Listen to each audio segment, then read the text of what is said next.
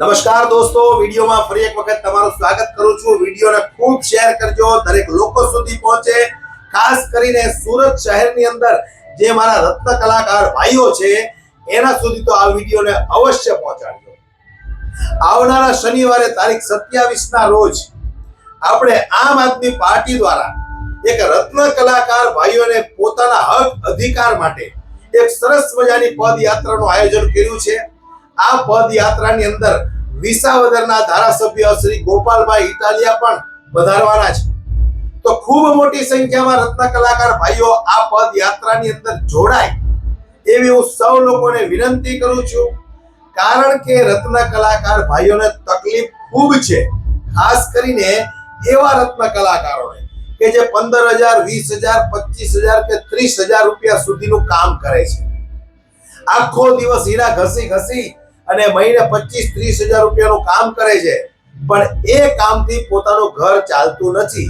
કારણ મોંઘવારી એટલી, સ્કૂલોની ફી એટલી, 2 કે 3 બાળકો ભણતા હોય તો ફીઓ ભરવાની, ટ્યુશનની ફી એટલી, આ સ્કૂલ માફિયાઓની ફી એટલી બધી છે કે એક નાનો માણસ, એક રત્ન કલાકાર આ બધી ફી નથી ભરી શકતો। ત્યારે આપણને એવો પણ સવાલ ઉઠે કે સરકારીમાં બેસાડી દો। તો આ સરકારની મહેરબાનીથી આપણે સુરત શહેરની અંદર, સમગ્ર ગુજરાતની અંદર સરકારી સ્કૂલો ખૂબ સારી છે કે જોઈને દરેક માતા પિતાને, દરેક વાલીને મન થાય કે આપણે આપણા બાળકને સરકારી સ્કૂલમાં મોકલીએ। થાય એવું? સરકારી સ્કૂલના કોઈ ઠેકાણાઓ નથી, એટલે કોણ ઈચ્છે કે મારું બાળક સરકારી સ્કૂલમાં જઈને ભણે? 200 વિદ્યાર્થીઓ વચ્ચે એક શિક્ષકો હોય છે, કોણ વાલી તૈયાર થાય એમના બાળકને ત્યાં મોકલવા? એટલે આ પદયાત્રાની અંદર દરેક રત્ન કલાકાર ભાઈઓએ ખૂબ મોટી સંખ્યામાં જોડાવું, કારણ કે રત્ન કલાકારોને ઘણા બધા હક અધિકાર મળે છે, પણ આપણા સુધી આ હક અધિકારો પહોંચતા નથી। એવું કેમ? તો ભ્રષ્ટાચારી નેતાઓને કારણે, ભ્રષ્ટાચારી અધિકારીઓના કારણે। હમણાંનો આપણે તાજો દાખલો લઈએ।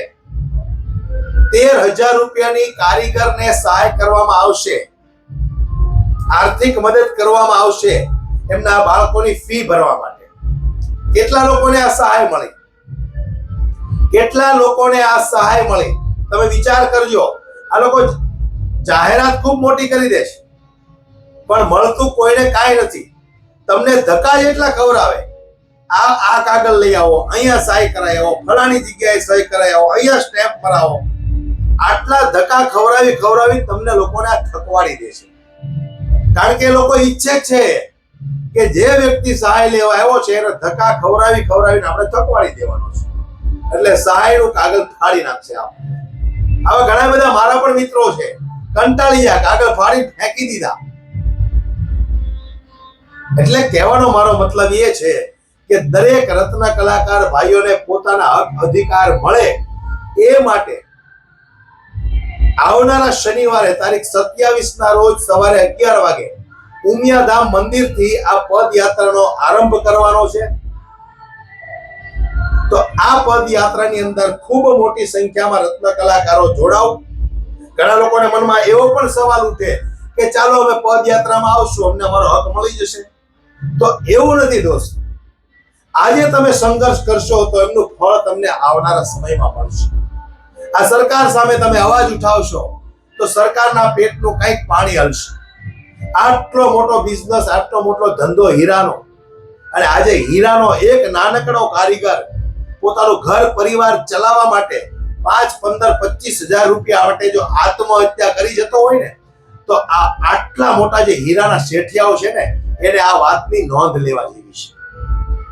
આ વાતની નોંધ લેવા જેવી છે કે એક નાનો માણસ, ગરીબ માણસ 5-25,000 નું કામ કરે છે, કોઈ એવી આર્થિક ભીસમાં આવી જાય અને આત્મહત્યા કરવા મજબૂર થઈ જાય છે, એમનો પરિવાર રખડી પડે છે, ત્યાર પછી ઘણા બધા લોકો આવશે કે એમના પરિવારને હું સહાય કરીશ, એમના બાળકોને હું ભણાવીશ। પણ જ્યારે એ વ્યક્તિ 25-50,000 કે લાખ રૂપિયાની આર્થિક ભીમાં આવી ગયો હોય ત્યારે કોઈ મદદ કરવા આગળ આવતું નથી।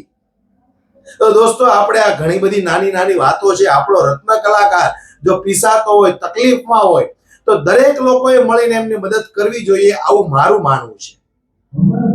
એટલે આ જે પદયાત્રા આપણે કરવામાં આવે છે એ પદયાત્રાની અંદર ખૂબ મોટી સંખ્યામાં લોકો જોડાય. વિસાવદરના ધારાસભ્ય શ્રી ગોપાલભાઈ ઇટાલિયા પણ આવવાના છે. તો દોસ્તો, હું ફરી એક વખત તમને લોકોને નમ્ર અપીલ કરું છું કે ચોક્કસથી પધારજો. સવારે 11 વાગે માં ઉમિયાના મંદિરથી આ પદયાત્રા આપણે શુભારંભ કરવાનો છે. માનગઢ ચોક સુધી લઈ જવાની છે. વિડીયોને ખૂબ શેર કરજો. દરેક રત્ન કલાકાર સુધી પહોંચવો પડે અને મોટી સંખ્યામાં લોકો આવે એવી હું આશા કરું છું. ધન્યવાદ.